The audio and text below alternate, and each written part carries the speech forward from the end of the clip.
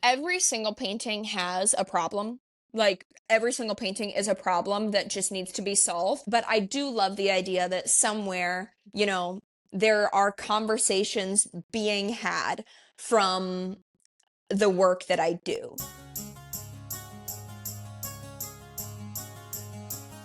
Hi, everyone. I'm your host, Dr. Shafer, Talks with Dr. Shafer. I'm so glad you're here.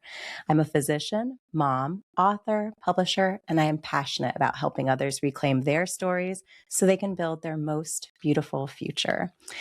Now, there's something so beautiful about the moment that we decide to reclaim our story and to paint with the colors we choose, using the world as our palette and canvas. As we stop restricting ourselves to imaginary rules, our story really starts to unfold and take shape. We have an amazing storyteller on the show today who's doing just that with her paintbrush and the way she shares the process of painting with the world. Presley Bergmooser is a live painter, professional muralist, and founder of Presley Made It, located in Detroit, Michigan, who creates a sense of community and presence in the moment with her artwork that captures the feeling of the event. Her wedding paintings have gone viral online, and not only is the artwork stunningly beautiful, the pieces are layered with meaning. Featured in Our Detroit Magazine and national publications such as People, Presley is making a big impact with her art. And we are so excited to have her on the show today to share her story and vision with us. Presley, thank you so much for being here. Oh my gosh, what an intro. Thank you so much for having me. That was awesome. It is only comprised of the things that you have done and are doing. And I think I actually really love to make a nice, juicy intro for our guests and not tell them what's going to be in it. Because what I find is people, as we have these conversations, they start to kind of be like, you know what, I'm doing a good job. I'm building this, because we get so set in what brushstroke am I doing right now, because we're so focused and we're creative that we don't always take a step back and look at everything that we've done so far, which is something I think that's so beautiful, exactly about the way that you create your portraits when you're at, for example, a wedding or another event. So let's dive into it. I'm so glad that you are here to share your process with us. I know you didn't start out as an artist thinking, I'm going to paint weddings. That wasn't Yeah, your intention. not at all.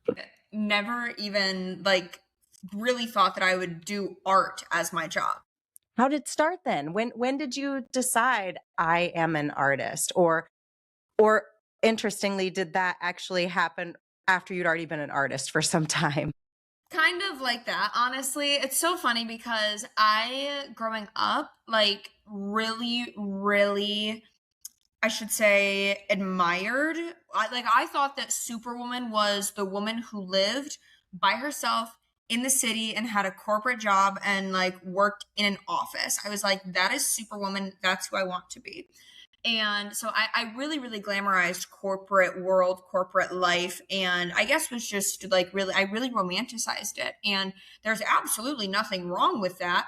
It's just that it's hilarious because it's not my world at all now. So I went to school. I never wanted to go to art school, but I was always very creative and artistic as a kid. I was always making a mess of some sort, like crafts. I was always doing clay, or when duct tape was a big craze and had its moment, I was making wallets, I was making pens, all of those things. And then I got into painting in high school, and I took only one art class essentially because I was so focused on my grades, because I wanted to make sure that I could do well so that I could go to college somewhere, and I guess good grades mean get a corporate job. So then I got into painting, and then I went to community college for 2 years. And it's funny because the birth of Presley Made It really happened right after high school for me. And I didn't even know it because I was a COVID graduate. So my senior year of high school was cut short, and everyone was obviously sent home. and I was given nothing else but time, like all of us. And so what I did was I just threw myself into painting. And it started off as I wanted to give my friends like fun, unique gifts for graduation. So I ended up like defacing it basically. So I basically asked them for their either favorite pair of jeans, jean shorts, jean jackets, and then I would paint on the back of them. So I would paint on the pockets of the shorts or the pants, and then on the back panel of the jean jackets I would just paint like college stuff, mascots, colors. And then that kind of became a thing, and then someone asked me to paint a photo of her and her boyfriend, and then someone asked me to paint a photo of their dog. And then before I knew it, I was going off to Michigan State. I never wanted to go to art school, so I was going to finish my degree with advertising management. There were two paths. There was a creative path and there was a management path. And I was like, I don't want to be a creative. I was full resistance so hard. And then once I graduated, at that point, I had been painting murals, and I had been doing studio work. So I knew that I would be painting to some extent for the rest of my life, but I didn't know that it would be my actual job. And the way that it kind of became, I suppose, my job, even before it was wedding paintings, was after I graduated, I had already agreed to my first wedding painting, but the whole idea was that I was going to move home for 1 year. My parents have always been very supportive, but my dad specifically, he said, you can move home for 1 year, and I want you to actually try this art thing, because if you don't try now, you will never know. Not to say that you can't ever try again, but you will never know what you could have done if you don't just do it now. You can always get a corporate job. You won't always have, this point in your life ever again. And then I never stopped. I'm so glad you didn't. How did you feel at that moment? It sounds like, he was supportive and also maybe even pushing you a little out of your comfort zone, which I think we often do need that little external push. How did you feel at that jumping off stage of this conflicted, I'm making art, but I'm not an artist, but I'm going to do this for the next year? Yeah, it was weird because obviously hindsight is 2020. Now I look back and I think, of course it happened this way, and of course that, but there truly was never, like, I never even really had the chance to pursue other things. So, and I think that is why for a while I really struggled to have conversations about my passion for art in general. And this is going to sound cheesy, but it's so true. It literally was so innate. Like, I truly don't know the world any other way, because I would rather, like, the focus of it all came very natural, because, we all have parts of our job that we don't like. Like, there are always going to be paintings that I am avoiding for a week straight and it takes me forever to sit down. But it's never that I didn't want to spend my time doing this. Like, I can think of so many conversations, specifically with my brother. We were in college at the same time, and I remember he was talking to me about how he couldn't get stuff done or whatnot. And he was like, we were in my studio in the basement, and he was like, and you just sit down here all day and this is how you want to spend your time. Of course you get stuff done. And I was like, I guess, yeah. Like, there was never any other like pull. And I think that at the time, I really, my biggest fear was getting stuck. So overall, like, it's very small town USA. I've traveled a little bit, so I understand that it's kind of similar everywhere. And then also kind of around the world, that, you grow up in these small communities and some people go and other people stay. And there's nothing wrong with staying, but a lot of the time you find there are certain people that resent it because they had the opportunity. And my biggest fear was getting stuck in my small town. So at the same time that I moved home, I took on art very fully and presently. And then I also started preparing for a bodybuilding competition. So that like cut out any other junk. Like I was so focused on my work, and then I had to check all these other boxes. And I remember being scared. Like there's one night that I can think of where I literally couldn't sleep because I was thinking, and it's so American, but I was thinking about like my bank account. And I was like, you barely have enough money to pay for this show that you signed up for. Why did you do that? How are you going to start a business? And I kind of just let myself freak out and continued on. I love that. I love what you just said, because I think a lot of times when we don't acknowledge the fear that we're feeling, we get stuck in it. As you said, you're so afraid of getting stuck, but you, by the way, you're extremely young. I think you may be 24 now. You were 23. Mhm. Did you just turn 24? Yeah. I did, yes. Happy belated birthday. Thank you. You're very young, but you do have, as you mentioned, that focus and that insight and that determination and grit. And I think that is just something that's really magical to learn, that when your nervous system is signaling fear to you, instead of just getting stuck in the fear and kind of saying like, oh, fear means bad, fear means don't do that, right? Like, no, fear often is just a reflexive response to something that just needs our attention, needs us to be cautious, and we get stuck in that fear. And so instead of getting stuck in it, you really used it to catapult yourself forward and to get smart.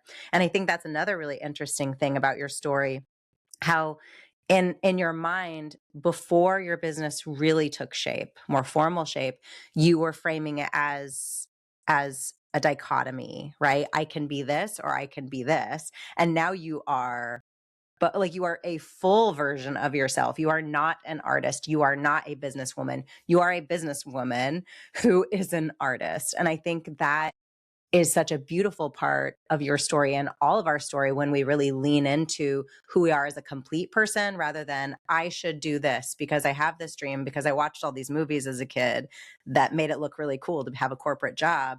And by the way, I can't do that and be an artist. Well, why not? And you're living proof of the why not. There's no reason why you can't do it both.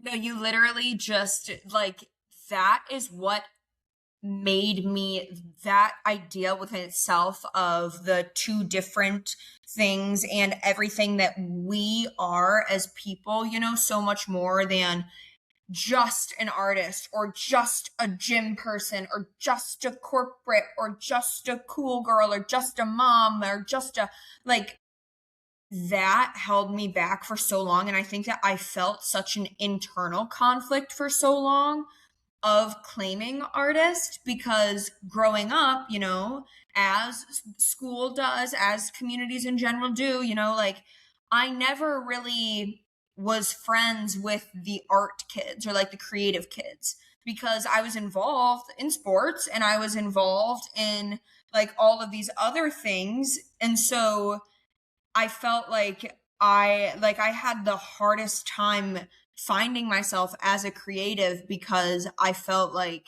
I didn't necessarily fit in all the way. Like I was never artsy enough, but then I was always too artsy for everyone else. Yeah. It's such a universal experience when we get to the age we are now and we recognize we all feel this way, right? We all feel that we don't fit Yep. in. So let's just try to be ourselves, right? And I think again, you're just such a beautiful example of that. And I will say, so like myself, I have my daughter's book here, which I illustrated because she literally forced me to. That's amazing. It was a very under the gun situation because we'd already had $9,000 made for the project at an auction, at a gala event where people had bid on having their stories named after their animals. So this was happening. And after we already had the $9,000 bid towards creating this project, she told me, and by the way, Mom, this was 2 years ago, I won't write it unless you illustrate it. By the way. Yeah. And I said, honey, I'm not a physical, I always say this about, because I always considered myself an artist. I write, I sing, I write music, I play music. I considered myself a musical artist and an author, but I did not consider myself to be I would always say I'm not a physical artist. That was the Mm-hmm. words I used because I've always felt a bit awkward with my hands. Anytime I had to learn something, a procedure or whatever, I was extremely good at it when I practiced it a lot. And I felt horrible at it when I was starting. But the interesting thing about that, when we know the experts of the world, someone like yourself, who you paint all these murals and they're so stunning and you're doing it in real time in front of people, there is innate talent, but there's so much proof in the doing. And that really goes back to something you said earlier. You proved yourself to be an artist by doing it, and you kept doing it. And what my daughter said to me when I said, honey, no, let's hire someone to do this. She said, Mom, you draw and paint every single day. When me and my siblings are doing our artwork and there's any leftover paints, you take it and you take cardboard, you take whatever scrap paper there is, and you do your own little painting. I'm like, well, that's just me, because I hate wasting. I'm bohemian. I'm like, no, I can't waste anything. So anyways, I thought it was kind of a interesting tie-in. And I think that just this universal experience we have, that even when we are doing the thing, we will turn to someone else when provoked and say, I don't do that. And yes, you do. And so I think that makes me think about, what has the experience been like for you as an artist as you kept doing, the proof is in the pudding, you're making it, you're making the art, you're at the events. And then this is something I really love about you and the way that you live, like you leveled it up. You're like, you know what? I'm not just going to paint this. I'm going to share the process because it's really magical. And you did that. What was the experience of doing that? Did that elevate the experience? And why were you motivated to film yourself at the events and share that with the world? Yeah, well, first of all, I just want to say what a special thing, probably what a special feeling for your daughter to see that habit of yours and to recognize that. Like that, and it goes with like, everyone around us in the different ways, people that point it out, but that has got like similar, that I know that feeling from a parent perspective. So that's so cool to see that moment like means so much to you. I can imagine as a mother. It does.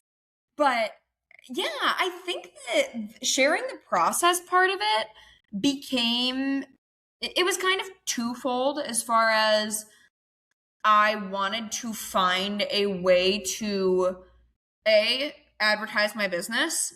Like at the end of the day, social media is advertising for businesses. But then B, and this is something that I try to focus a lot on, is, who is my content for? And to the extent that it's for my clients, the past 20 minutes that I just spent talking about how I didn't feel like I connected to artists, it's also for other artists. And I think that I know that for a long time on my social media, it was just natural that I grew up, everyone has it. So it was never a question of if I would have it. It was a question of how I would use it. And I struggled for a while with my art account, and I switched it a bunch of times, as far as like, what am I trying to show? What am I trying to pursue? Like, what am I even doing on here? And the wedding painting process videos in general, all angles of it became popular, or I suppose they became, something clicked for me when I realized that there was engagement. And I think that on the surface level, that could have just been like, cool, likes and views, let's go. But for me, aside from all of that, because, that's cool until it's not. And, you always reach those new highs, and then it's like, okay, cool, awesome. That's now the new threshold. For me, most of all, I thought that it was cool because, or I thought that it was important to share because it's something that I would want to watch as an artist. Like, I look at a lot of my own stuff, or I should say, before I post, I look at a lot of my own stuff and try to be very objective about, like, is this something that I would want to watch as an artist, as a creative? Yeah. When I'm editing my episodes and working with our team and choosing what clips we want to show for promos, I'm smiling, like painful smiling, because I love having these conversations. I love the stories that I get to sit and bear witness to. And it's kind of like the stories as a physician. There's so many hard moments. As an artist, there's so many hard moments. And you've talked about like those moments when you're like, oh, shoot, this time crunch is really fun until it's not. And, gosh, you're trying to fix something, right? So we all in our different professions have moments that are really hard, but then there are those moments that crystallize why you do what you do. Right. And if you're not looking at what you do with a big smile on your face and with joy and pride, that might be a signal. Yep. Absolutely. Absolutely. A signal to pivot, or if you can't pivot, maybe pull things into your life, right? Like you said, when you started out with art, it wasn't the thing you were doing. It was just something that you naturally did. How can I pull this more and more into my life? And then things naturally evolve over time. I love the videos, and I want to talk about, okay, so again, we've talked about how you building block your life, and you're a bodybuilder, right? So it's very important to you. You are already patient and intentional and thoughtful and a builder by nature. And when you're building a piece of art, right? Same thing. You're starting with a blank canvas and building. So as you are building your engagement and your presentation, something you were doing, and I don't know how long you were doing it before it was noticed online, something you were doing got a lot of attention. Can you tell me about the using yourself essentially as a palette or as a cleanser, and how that came to be, how it's evolved, and how it has been experienced by the world as you're sharing it on socials? Of course. So the painted dress debacle. So I so badly wish that I could talk about it now and be like, I knew this would happen, and I knew that it would ruffle some feathers. The story of it actually does start at the first wedding that I ever painted. So the first wedding that, like I mentioned previously, I agreed to it right before I graduated college, and I actually didn't agree to it at first. It was a repeat studio client of mine, kind of a friend of friends, grew up in a small town. We all know each other. I had painted like boyfriend photos, dog photos, XYZ Christmas gifts. And then she got engaged, and she found this on Facebook, live wedding painting being this, and sent it to me. And she was like, can you do this at my wedding? And I was like, no. And then I thought about it, and I was like, I like you. I'll try it, but I'm only going to agree to do it if you know that it's my first time, if you know that anything could happen. And she was like, I don't care. I love you. I love you. I love your energy. Let's do it. Doesn't matter to me.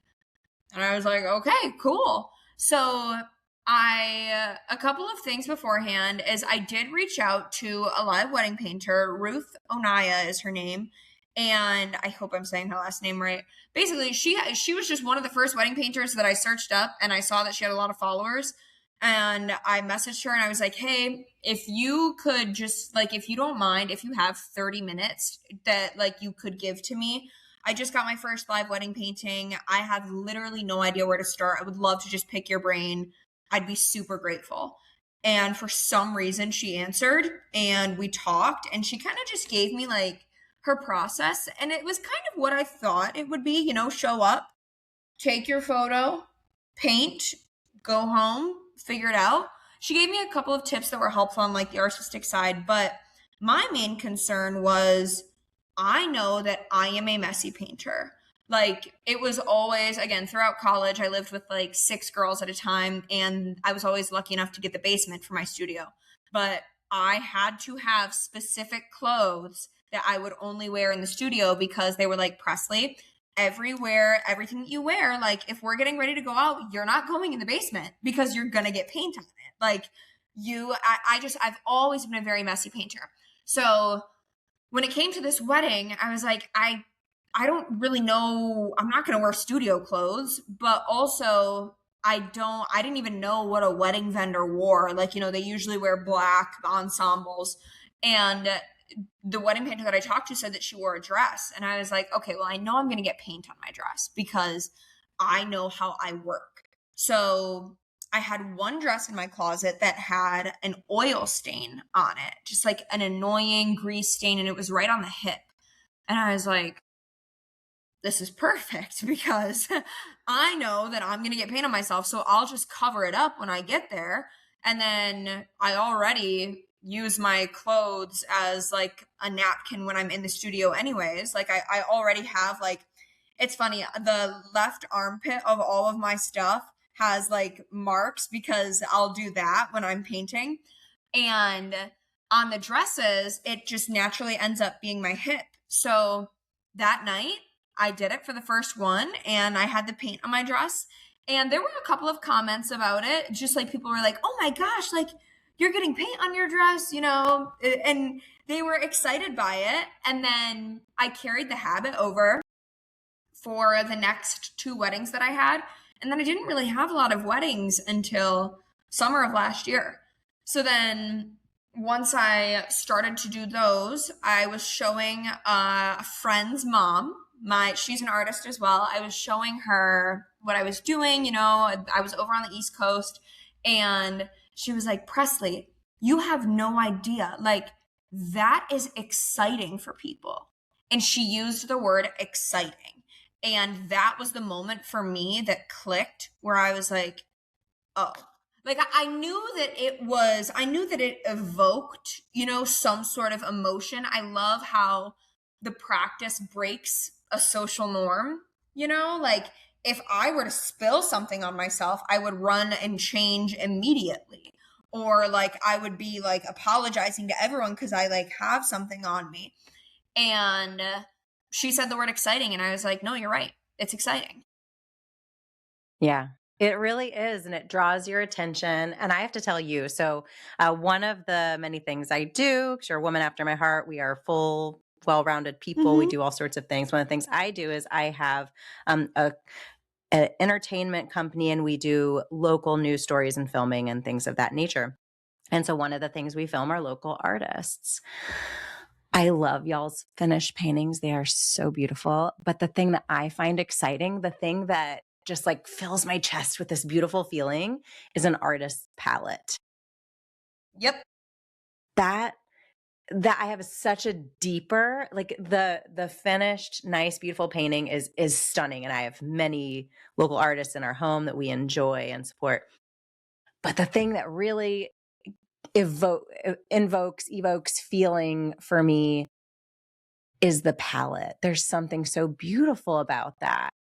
Do you have, as an artist, do you have that same feeling? Or because again, you're so involved in the process and wanting to make sure the final creation is just right, that's just kind of messy? Or do you feel that way about other artists' palettes?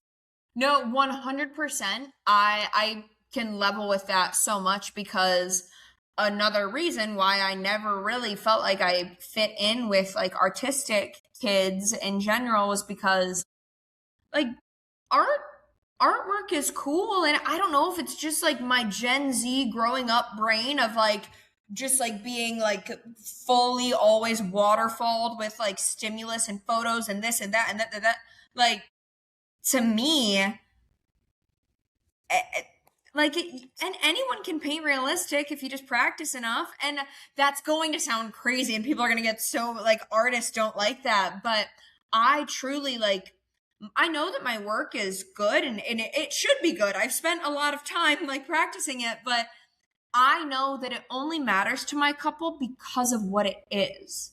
Like, and that is what matters to me. So I don't know. I feel like maybe I kind of strayed away from your question, but like the final piece is what matters to me is, again, like I think that the whole idea that matters so much is the performance. And I think that ties in all of the aspects of it, right? The palette, the dress in my case, and then also like the act of making it happen. Yeah. The experience, you make it an experience, right? Like that's why we go to Disney. We don't go to like we could go to a local place and ride similar rides. We go to Disney for the experience. We go for those moments where you literally start crying because you're like, oh my gosh, I remember this or that or the other thing. It Mm-hmm. resonates with you, right? That's why you literally are like, okay, instead of buying a new car this year, we'll go to Disney. Yeah. Right. That's why we invest in those experiences. Mm-hmm. And those are often the memories that we take with us. And that's, for me, the reason why you're here, the reason we're having this conversation is when I saw your content online, it really brought to my mind something that's very important to me for 2026 and moving forward in my life is instead of getting stuck in this silo of independent creation, really focusing on creativity that is community building, right? We get stuck in the process of creating the perfect thing that we Mm-hmm. forget who we're creating it for. And your videos made so evident and just gave me like this front row seat because I don't live in Detroit, right? I can't go to Mm-hmm. these weddings. I wasn't invited. I'd probably get kicked out. But your videos allow me to have a front row seat to seeing those emotions, to seeing the community. And I don't know if you've ever felt this way at a wedding. I have certainly gone to a wedding and felt, as you mentioned about you feeling earlier in your life, feeling kind of like I don't fit in, like, oh, this isn't really where I want to be right now. I don't feel like I fit in. And thinking about all the movies you watched as a kid, like, oh my gosh, this is supposed to be so fun. We're supposed to be dancing and mingling, and we're not doing that. Right? Like everyone's at their little table and they're just kind of stuck. And they're not having an invitation to step out of their own minds and really enjoy the moment. And that's something that having you there as a live artist, creating this artwork and this community piece together, it's really an invitation to turn it from like a spectator sport to something that people are involved in. I love it so much. I want to know how you decided. So like when you're painting a canvas, many artists will say, okay, it's going to have a green background or it's going to have an orange or blue, whatever it is, right? So it goes from white and then we're painting the background. You do something different that again kind of elevates it and adds a layer to the creativity and to the experience. You do something different with your background. Can you share how you got started in that? Yeah, so the graffiti grid, doodle grid, graffiti grid, people call it different things, but it's a practice that a lot of muralists use and where I originally started using it because again, my background, I guess if I have one, would be in murals before it was ever live events. And essentially it's just a play on your traditional square grid, but it's more advantageous because it gives you more points of reference. So the way that it would work is, you take a 10-foot by 10-foot wall and you just spray paint all over it. And then you take a photo of that wall and then using technology, so grateful for it, you just superimpose, you just lay the image over and then you can see, okay, so this starts here, this starts here. So when it came to my first live wedding painting, the artist that I talked to, actually, she really encouraged me to practice before. She was like, just make sure that you practice, like do one of your roommates in the kitchen doing dishes, just so that you have an idea of how quickly you can transfer to get your proportions right. And I didn't practice at all before my first one. I was just like, what's the worst that could happen? And I was like, I don't finish it in time because I kind of decided that I was going to use the grid. I was like, if I can do it to make things bigger, why can't I just do it to make things smaller? So that's what I did. And it was really fun for me because that in itself, like watching everyone pass me in the beginning of the wedding and they're like, looks nice. And then I know what's coming though. So it's like, just wait, just trust the process. And for a second in the very, very beginning, that used to stress me out. I think because I felt a pressure to prove myself. I was like, guys, don't worry, I can do it. Watch, look at everything that's happening. But now it's so much fun for me because of that. And in the beginning, they're like, oh, okay, that's cool. and people are confused. And then as it comes together and as the words get buried, it's also another point of conversation, which I love because it brings people over and are like, so do you see the words afterwards, or what were the words, or all of these questions. And the words kind of depend. I've had requests for specific things that I'll hide in there for the couple. Sometimes I'll get a hold of their first song and I'll do all the lyrics to their first song. Other times I'll write a poem, or I'll just write and do a message for the couple. And then that gets buried underneath. And it's kind of just a little like it's a story to tell. And like you were talking about earlier, like with community in general, I love more than anything, like I love imagining that my pieces are on someone's wall. I just got a message from a groom that booked me last year, and he said, we have your painting in the foyer, like as soon as you walk in. And I love imagining that, and then being able to say like, yeah, but the artist, like she did all this stuff underneath it. And then while we were doing this, like this was painted, but she was there and she was like cleaning her brush off on her dress. And I love also that you say the thing about palettes, because something that I do for my couples is, I can't move you because my camera will disconnect. But over there, I have all of my palettes from this year hanging on the wall. And about 3 months after their wedding, what I'll do is I'll make sure that their palette is completely dry and I send it like as a surprise to my couple. That's so beautiful. Oh gosh, I would love that. What beautiful memories. And again, you can tell anybody who needs a event artist, please hire Presley. Presley Made It, because you can tell from watching your videos just how much you bring to the event, right? Like you enhance it, you elevate it, and then to have that beautiful painting, but then also the palette, it's just so special, because at the end of the day, I think it makes me think of what we're all longing for, which is to be heard and to be understood. And you mentioned about the goalposts, right? This really cool thing happens and you're like, okay, cool. I was in this magazine. Okay, cool. I was on this show. And then it's gone and you're left with, okay, what do I want to do next? How do I want to proceed with all of these pieces that are me and the life that I'm building?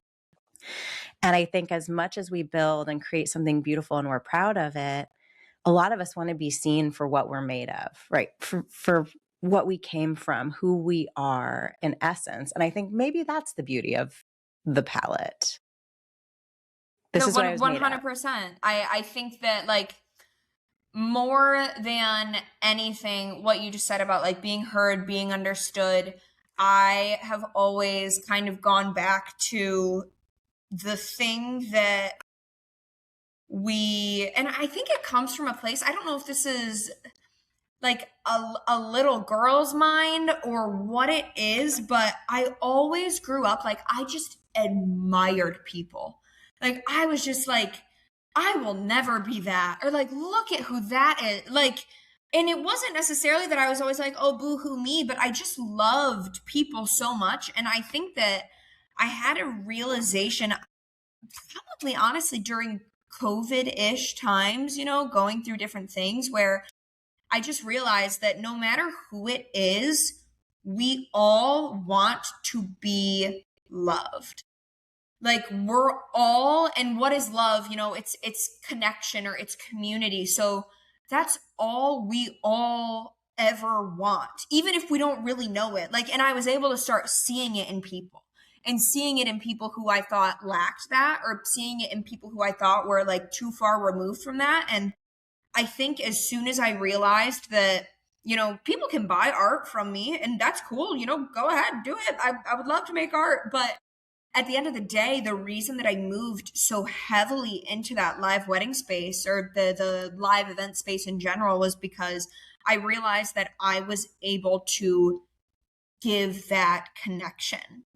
And it seemed, again, so simple through something like a painting, but it truly is like, it is an experience. And I think that that is what we're all searching for. It is. Do you have favorite moments that kind of echo that sentiment, favorite events that you've done where you think like, man, like, yeah, that's why I do this? I mean, I'm lucky enough now that there are so many, like, work is never a bad experience for me. And I know how lucky I am to say that, like I do something that I truly love. And if anyone is ever like not happy to be at a wedding, they're definitely not talking to me. So it's fine. And I would say that there is one actually though, actually just this past weekend when I was in northern Michigan.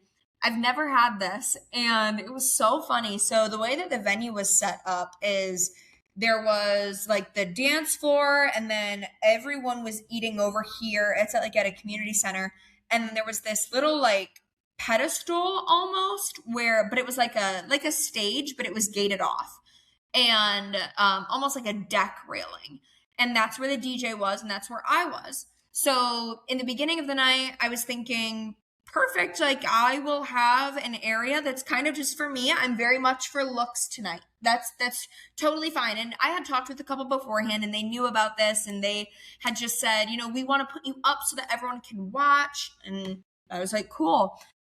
That this was just on Saturday. I'm standing up there and, beginning of the night is a little bit slow. I'm in my groove. I was right next to the DJ speaker. So I ended up putting a headphone in. I was like, my ears are not going to survive. I'm doing my thing. And then probably like an hour and a half in, one kid comes up and then two kids and then three. And I'm not kidding. 20 minutes later, there are 7 children around me.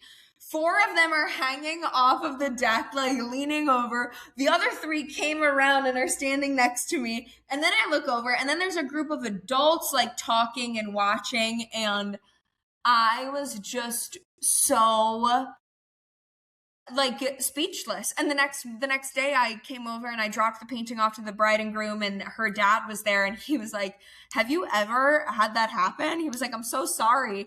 And I was like, don't apologize at all. I said, I felt like Snow White with the birds. Like it was amazing. And it's just like, it's such a fun, like a cool memory for me. But the thing that I love most about it is that it is something that like I'll never know the impact of. Not saying that it has to be huge, but knowing myself and knowing the random conversations or interactions that I had, even as a little girl, it's like, you never know what that could do. And then now a short little tangent is with social media, it's super fun to go places. And I don't really have like anything that I would say that is like, oh, that's definitely Presley. Like, I feel like I look pretty regular, but I was in Virginia and I was talking to a girl that was like similar in my age. And I was setting up, she was working for the venue and I was getting ready and I was wearing a new dress. So it didn't have any paint on it. And she goes, so do you follow that girl who like paints on her dress? And I was like, yeah, that's me. Because I was like, I don't know how this will go. And she was like, shut up. I love you. I love that. And I think it's so important to live one for our inner 8-year-old, but also to live in such a way that we can be proud of how we're behaving around 8-year-olds, right? Because we often carry a lot of feelings about how older people behaved around us and how they included us, or did they allow us to be a part of things. Do you do special lighting for your events? So I travel with my own lighting setups and kind of like I have some stuff that I like. Honestly, the one that I use is just one that the one that I use most often, I should say, kind of similar to what we were just talking about, is one that I got on Amazon like forever ago, but I just love it. I feel like it's perfect. Yeah. Yeah, it's not always the big fancy whistles. Sometimes like you buy, as you grow as an artist or as a company, you buy the big fancy stuff and then you're like, I like that better. That's this. This is the like a handheld tripod. Yeah. But it's like a gimbal for your iPhone. Yeah. Oh And you my love that. gosh. I love it until I had to figure out how to use it. Yeah. Like figuring out, I was like the learning curve on this. To think that I would just be able to set it up was so naive. But again, it's kind of like we talked about how your dad was like, you're going to try this. I think sometimes you do need the little Mm-hmm. push. But yeah, we film a lot. We have a bajillion lights and everything. And then you can use all of the fancy lights and then something happens, right? Like you talked about how something's happening and it's getting towards, the finish line of your painting. Like we'll light for 40 minutes a chair for an interview piece for a documentary. And then someone will move the chair. They'll just walk in and move the chair. And you're like, Yep. please don't. Yeah. Yeah, absolutely. So often we'll have like these rapid fire questions on Talks with Dr. Shafer. And so I want to Mhm. know, okay, if it's coming down to the end and maybe something in the painting is not what you want it to be, what does that process look like? And is there some level of like, I have to be accepting because just because I think there's a problem doesn't mean there's an actual problem. But in the times where you think, no, there is a problem and I need to fix it, what's the process? Like, how do you do this in between 3 to 5 hours, depending upon the event? So I would say that there are, every single painting has a problem. Like every single painting is a problem that just needs to be solved.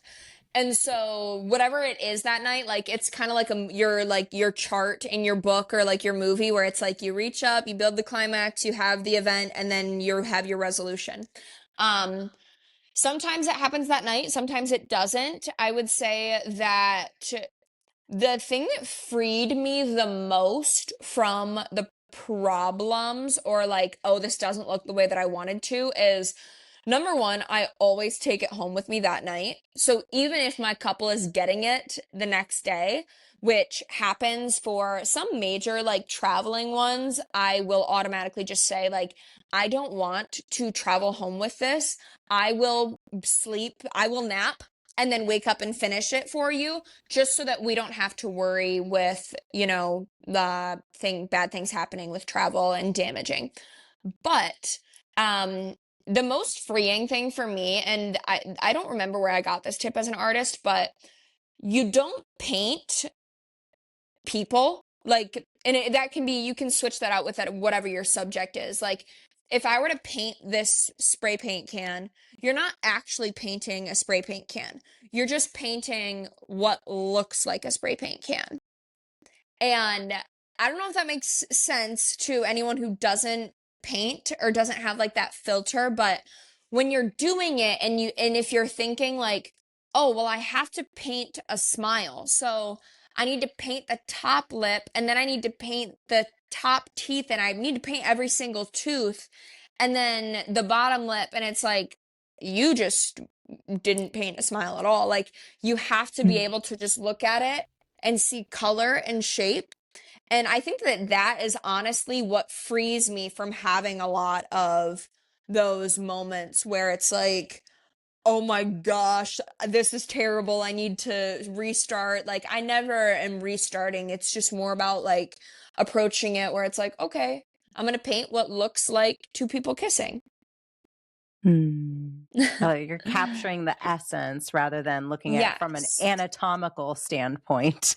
Yeah, because, and it's again, like, it sounds crazy until you're actually doing it, but it's like you have to stop seeing everything for what it is and look at it as it's like teeth aren't white. What they are is they reflect all of the light around them. Yeah. So it also depends on what color the person's skin is and what their lip, if they're wearing lipstick or, like there's so many little things and it's like black isn't black. Like it's probably going to be gray or purple, but you have to be able to like chalk it down to basics and it's crazy. I love that. And it's such a good way to look at things in general, not get bogged down in the details, but what is the message that you're trying to Mhm. convey, whether it's what you're saying, what you're creating with music or with a painting, right? What are you communicating? And you do that so beautifully. How Thank can you. our listeners connect with you, see your art, see your wonderful performance art that you share with us through Mhm. sharing the actual creation of your pieces? Yeah, everything is Presley Made It. So my website is Presley Made It, and it's just like Presley, my name, and then like, oh, who made that? Oh, Presley made it. So that's my website, all of my socials, YouTube, Instagram, TikTok, and then the exhibit is happening in Grand Rapids at the end of this month. I have an art exhibit that features all of my painted dresses from last year's season and a couple of events from this year that will be happening in Grand Rapids for Art Prize. That's awesome. Tell me again what dates those are for the art prize. For Art Prize, I believe that it starts the 17th of September and I think it ends October 2nd. How can people vote for that if they want to? All of that will go, I think that it's all through artprize.com. Like through Okay. the actual shows, through the show's website is where everything can be handled. My pieces specifically will be shown downtown at the Hyatt Place in Grand Rapids. That is the venue that I'm working with. That's awesome. Oh, well, if we can't get down to Grand Rapids, I hope we can, but if we can't get down there, then at least we can see them online. And I encourage Yes. everyone here to also go and show your support and check that out. I'm just so grateful to have had this opportunity to talk with you about your artwork and about your life and your story. I think it's going to be really encouraging. And I want to hone in once more on something you said, that art project is called performative. Is that correct? Performative. Yes.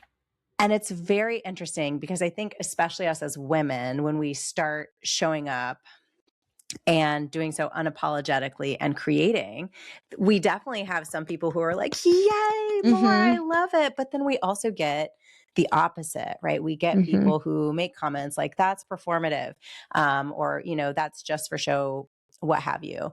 And they question, and we can either let that break us down or we can let it build us up. And you took some of that feedback and you took art that you'd already made that was a very good memory. But then my feeling was, when hearing you talk about what you named some of the dresses, was that you were also taking some of the less constructive criticism and using it as fuel to create something that, again, as we've talked before about, something that really resonates, right, with our personal, actually lived experiences as women who are showing up in the world, and how sometimes that's not always received the way that we would love it to be received, or that maybe someone else would be received if they were doing a similar thing. Could you talk a little bit about the names of the dresses and what you're trying to share with your with this event and with performative? Of course, yeah. So obviously the whole shtick behind the gallery in general was that I wanted to share the dresses. And there's a very popular opinion in the comments that the dresses get thrown away, and she throws the dresses away. And I can say, it's a conversation that I have a lot now is, how do you deal with the hate online, and how do you deal with, because if you want some entertainment, just go and read some of my comment sections. And it's crazy. But for me, I can truly say, like, it never phased me because I knew what I was doing. Like, I knew that I wasn't throwing the dresses away. I knew that this was never something that is like taking attention away from anyone, any bride or groom at their wedding. So for me, it was just wild to see the way that people got upset about things. And so what I named the dresses was just in line with a lot of the comments. There's Look at Me, main character is another one. The exhibit itself is performative. I'm trying to think. Oh, attention seeking.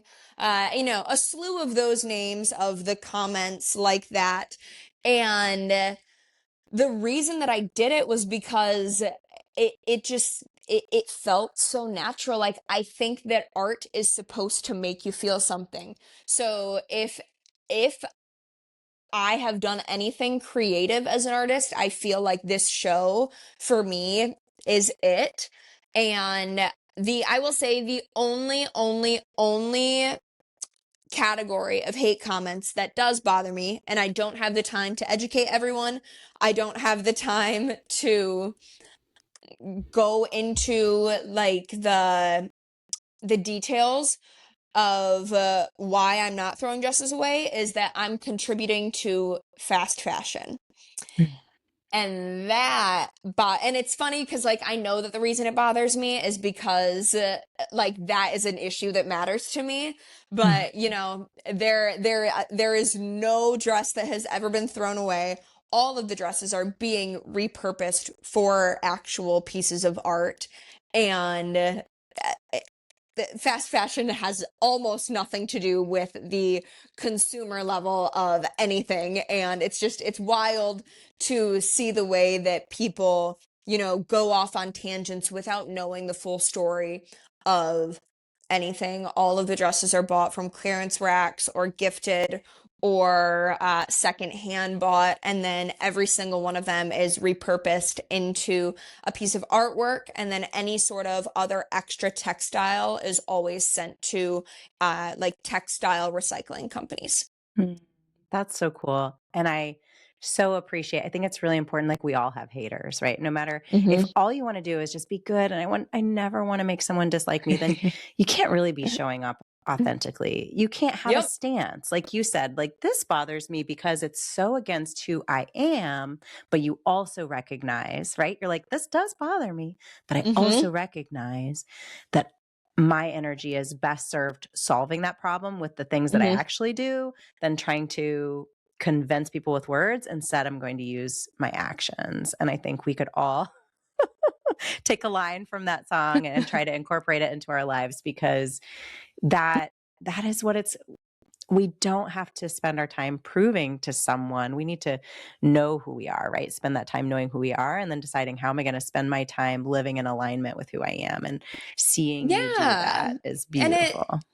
Thank you. It sucks that it has to come from, or that the conversations seem to be had only ever in argument online. But in reality, I do love the idea that there is someone who sees one of my videos and then maybe has a conversation about why this bothers them, or about why they think something is happening, or about fast fashion and about the way that they consume, or about why they would think, you know, like I think that we only ever see some of the worst. I think that social media has a, you know, negativity unfortunately draws a lot of attention.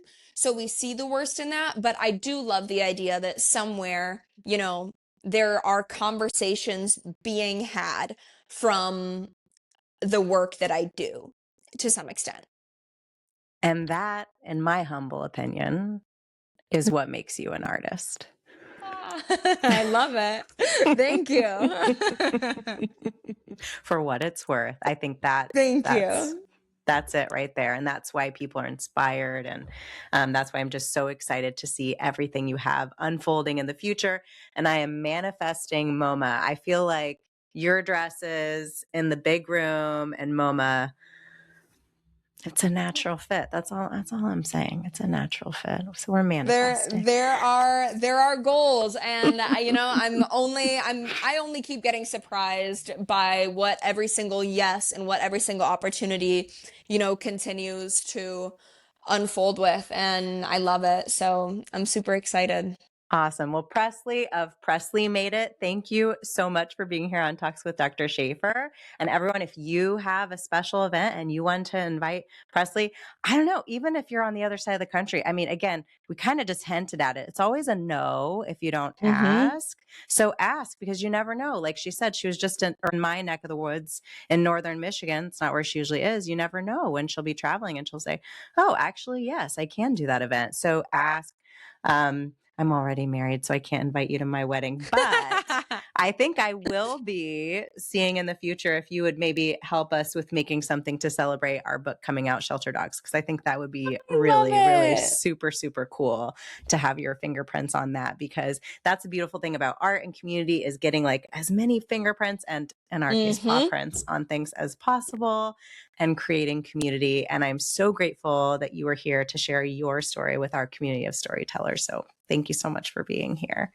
Thank you so much for having me. It was amazing talking with you. Seriously. Thank you so much, Presley. And we want to thank our storytellers for being here and for sharing their time and their stories with us too. We're grateful to be a small part of the beautiful life that you're building and painting. Make sure that you're also paying attention not only to the final product, but to the palette and the building blocks of who you are and giving yourself credit for how far you've come. Until next time, stay safe, take care, and I'll talk to you soon.